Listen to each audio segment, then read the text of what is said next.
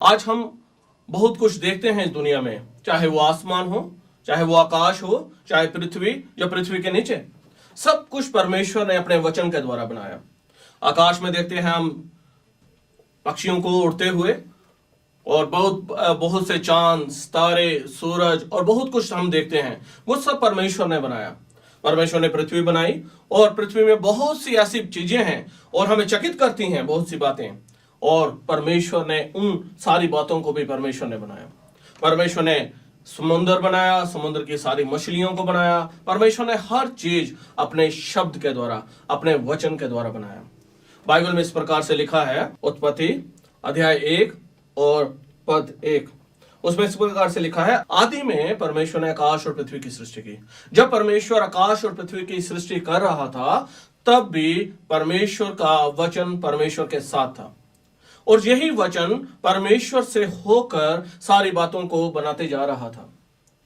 यही वचन जिसने आकाश को बनाया, पृथ्वी को बनाया, उसमें से होकर सारी चीजों को बनाता चला जाता था। उसने कहा हो जा, तो वो सारी चीजें होती चली गई। कोई भी वस्तु उस वचन के बिना नहीं बना। आज हम जो भी आसमान में देखते हैं, पृथ्वी पर देखते हैं, समुद्र में देखते हैं, वो सब परमेश्वर ने अपने वचन के द्वारा बनाया। परमेश्वर का शब्द सारी चीजों को बनाते चला जाता था। यही वचन जो परमेश्वर के मुंह से निकला, ये वचन को परमेश्वर ने बीज का रूप दिया, और परमेश्वर ने अपने स्वर्गदूत को भेजा कि वो एक कुंवारी के पास जाए, और उस कुंवारी के द्वारा परमेश्वर का पुत्र इस दुनिया में आए। बाइबल में लिखा है कि परमेश्वर का स्वर्गदूत जब कुंवारी के पास आया, तब उसने उस कुंवारी स्त्री से कहा, जिसका नाम मरियम था, उसने उससे कहा कि तू गर्भवती होगी और तू एक पुत्र को जन्म देगी, वो मानव जाति का उद्धार करेगा। जो परमेश्वर आदम से दूर चला गया था, वो ही परमेश्वर आज हमारे मध्य में आ रहा है। यह परमेश्वर जो इस दुनिया में आ रहा है, उसका एक चिन्ह होगा। उसका चिन्ह यह होगा परमेश्वर का हमारे मध्य में आने का, कि कुंवारी गर्भवती होगी। बाइबल के अनुसार कुंवारी गर्भवती होगी और परमेश्वर के पुत्र को जन्म देगी। जब स्वर्गदूत आया तो उसने यही कहा कि तू गर्भवती होगी और तू पुत्र जनेगी, वो परमेश्वर का पुत्र कहलाएगा। और बाइबल के अनुसार वो वचन, वो शब्द जो परमेश्वर के मुंह से निकलता है, उसने सीड का, उसने बीज का रूप धारण किया, और परमेश्वर के आत्मा ने उसे लिया और स्त्री के घर में रखा, और वहां वो हमारे ही समान उसने 9 महीने वहां बिताए। जैसे मैंने अपनी माता के घर में 9 महीने बिताए, वैसे ही उस बीज ने, उस शब्द ने वहां समय गुजारा।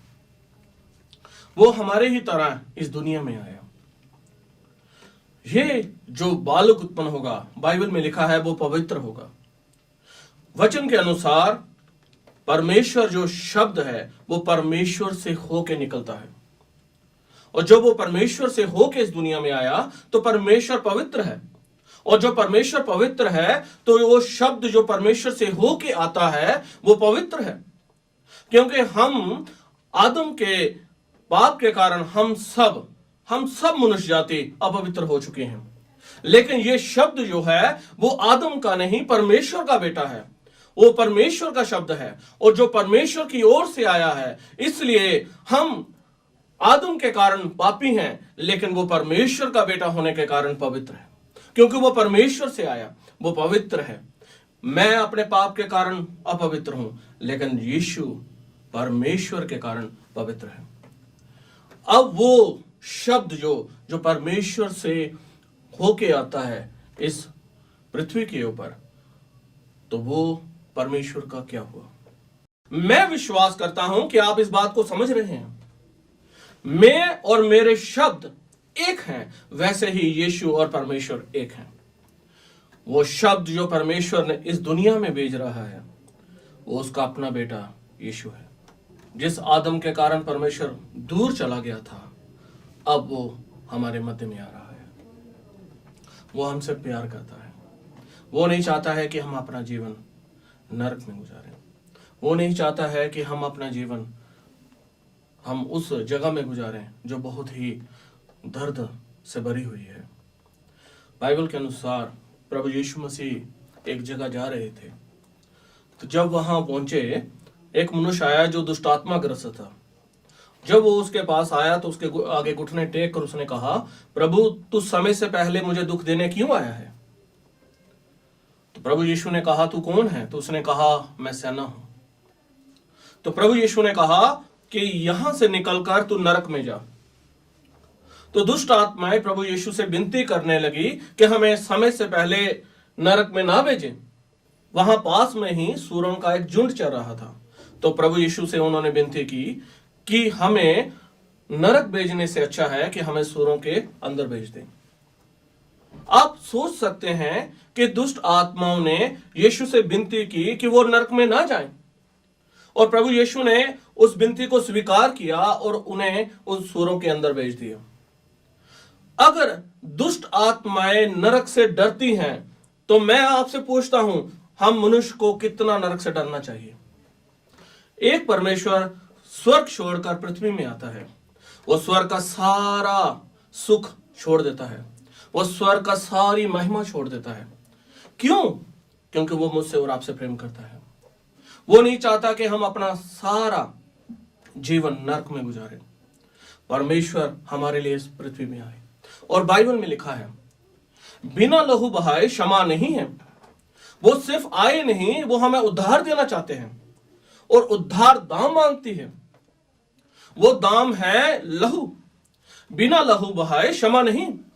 जब क्षमा नहीं तो उद्धार कहां से? उद्धार के लिए प्रभु यीशु को इस दुनिया में आना पड़ा। मेरे और आपके लिए उसे मानव जीवन धारण करना पड़ा, उसे मनुष्य का रूप धारण करना पड़ा। वो क्यों इस दुनिया में आया? वो मेरे लिए और आपके लिए इस पृथ्वी पर आया। प्रभु नहीं चाहता है कि हम अपना जीवन नरक में गुजारें। जिस रात प्रभु यीशु मसीह पकड़वाया गया, उस रात प्रभु यीशु मसीह ने अपने चेलों से कहा, मेरा लहू मानव जाति के लिए बहाए जाने पर है। क्यों प्रभु यीशु मसीह पकड़वाए जाने पर है? क्या अपराध किया था प्रभु यीशु मसीह ने कि वो मेरे और आपके लिए पकड़वाया जाए और मेरी और आपके लिए वो अपना लहू बहाए? आप सब जानते हैं कि हम पाप के कारण परमेश्वर से दूर चले गए हैं। हमारे उद्धार के लिए किसी को दाम चुकाना पड़ेगा, मेरी क्षमा के लिए किसी को आगे आना पड़ेगा। तब परमेश्वर ने अपने पुत्र को इस दुनिया में भेजा। बाइबल में लिखा है, जब प्रभु यीशु मसीह उस रात पकड़वाए गए, मुख्य याजकों के द्वारा प्रभु यीशु मसीह परखे गए, और बाइबल के अनुसार उन्होंने भी कोई भी पाप प्रभु यीशु मसीह के अंदर नहीं देखा। तब उन्होंने रोम के मुख्य अधिकारी के पास, जिसका नाम पिलातुस था, उसके पास लेके गए, और बाइबल में लिखा है कि पिलातुस भी उसे छोड़ना चाहता था। पिलातुस ने भी उसमें कोई पाप नहीं देखा, लेकिन बाइबल के अनुसार लिखा है कि वहां के जो मुख्य याजक थे, या वहां के बड़े बड़े अधिकारी थे इजराइल के, वो विद्रोह करने लगे और हठ करने लगे पिलातुस के आगे। और जब वो नहीं माने, तब उन्होंने प्रभु यीशु मसीह को क्रूस पर चढ़ाए जाने के लिए उनके हाथ में सौंप दिया। बाइबल के अनुसार प्रभु यीशु मसीह को क्रूस के ऊपर ले जाने से पहले प्रभु यीशु मसीह को 39 कोड़े लगे। बाइबल में लिखा है, उसके सिर के ऊपर कांटों का ताज रखा गया। बाइबल में लिखा है, जिस पीठ के ऊपर उसे कोड़े लगे, उस पीठ के ऊपर एक भारी क्रूस उसे उठाना पड़ा। और बाइबल में लिखा है, वो पहाड़ी के ऊपर गए और वहां उसने अपने आप को हमारे लिए और आपके लिए दे दिया। मेरे भाई और बहनों, प्रभु यीशु मसीह मेरे और आपके लिए क्रूस पर चढ़ गए। सुबह 9 बजे प्रभु यीशु मसीह को क्रूस पर चढ़ाया गया, और शाम के 3 बजे तक वो मेरे और आपके लिए उस क्रूस के ऊपर लटके रहे। बाइबल में लिखा है कि प्रभु यीशु मसीह ने इस 6 घंटों के समय में सिर्फ 7 शब्द बोले, और जिस 7 शब्दों में सिर्फ एक शब्द ये था कि हे पिता, ये नहीं जानते ये क्या करते हैं, इन्हें क्षमा कर। इतिहास गवाह है, जब कोई आदमी क्रूस की मृत्यु की सजा पाता था तो वो पूरा समय गालियों में और गंदी गंदी बातों में लगाता था, और वो आदमी ऊंचे ऊंचे शब्दों से गालियां और वो अनुचित शब्द बोलता था, जिस कारण उस आदमी की जीभ काटी जाती थी। और आसपास जो लोग होते थे और उधर से जाने वाले लोग अपने कान बंद कर लिया करते थे, क्योंकि वो इस तरह के शब्द का उच्चारण करता था। लेकिन प्रभु यीशु मसीह ने अपना पूरा समय खामोशी में गुजारा। क्यों? क्योंकि वो मुझसे और आपसे प्रेम करते हैं। वो मेरे लिए और आपके लिए दाम बन गए। उसने मेरे और आपके पाप के लिए अपनी जान दी।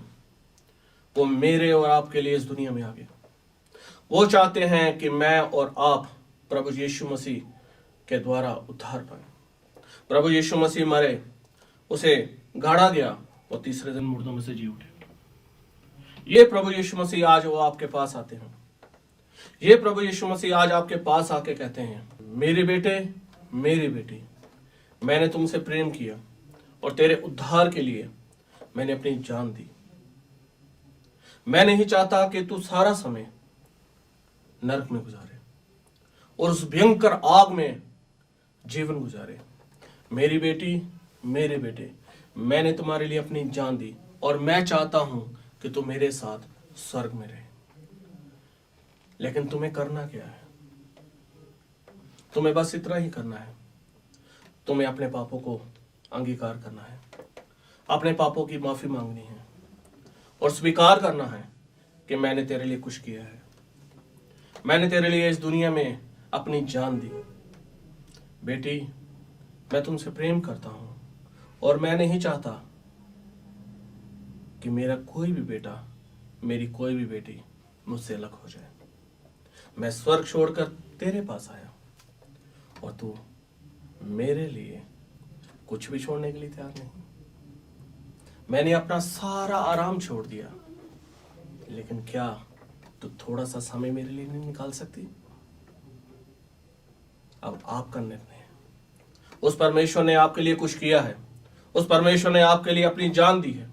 ये आपका निर्णय है कि आप क्या करेंगे। उस परमेश्वर के लिए उद्धार पाएंगे, परमेश्वर के साथ संगति करेंगे, परमेश्वर से अनंत काल का जीवन पाएंगे, या क्या कर, ये आपके हाथ में निर्भर है। निर्णय आपका है। आप किसको चुनते हैं, उद्धार को या अनंत काल की मौत को? ये आपके हाथ में है। आप किसको चुनना चाहते हैं? प्रभु यीशु मसीह आपके लिए इस दुनिया में आए। प्रभु यीशु मसीह ने आपके लिए अपनी जान दी। अब आपका निर्णय है। आइए प्रार्थना करते हैं। प्रभु जी, हम आपका धन्यवाद करते हैं कि आपने अपने पुत्र यीशु मसीह को इस दुनिया में भेजा हमारे उद्धार के लिए। धन्यवाद करते हैं कि आपने हमारे लिए अपनी जान दी क्रूस के ऊपर, कि हम आपके साथ संगति रख सकें, हम आपके साथ जीवन बिता सकें। आप हमारे उद्धार की बातें करते हैं। आप नहीं चाहते हैं कि हम नरक जाएं। आप नहीं चाहते कि हम नरक में जाएं। प्रभु, आप चाहते हैं कि हम अपना जीवन स्वर्ग में गुजारें। प्रभु, मैं आपसे विनती करता हूँ कि बहुत से मेरे भाई और बहन इस समय टीवी में आपके वचन को सुन रहे हैं, और बहुत से लोग हैं जो प्रभु अपने जीवन में आपसे ये चाहते हैं कि वो उद्धार पाएं, माफ़ी पाएं। प्रभु, मैं विनती करता हूँ मेरे भाई और बहनों के लिए कि आप उन्हें उद्धार दें, आप उन्हें क्षमा दें, आप उनकी ज़िंदगी में आएँ और उनके जीवन को न्याय कर दें। प्रभु, मैं आपका धन्यवाद करता हूँ कि आप हमसे प्रेम करते हैं और आपको हमारी फिक्र है। धन्यवाद। यीशु मसीह के नाम से दुआ मांगते हैं, आमीन। प्रभु आपसे प्रेम करता है। जय मसीह की।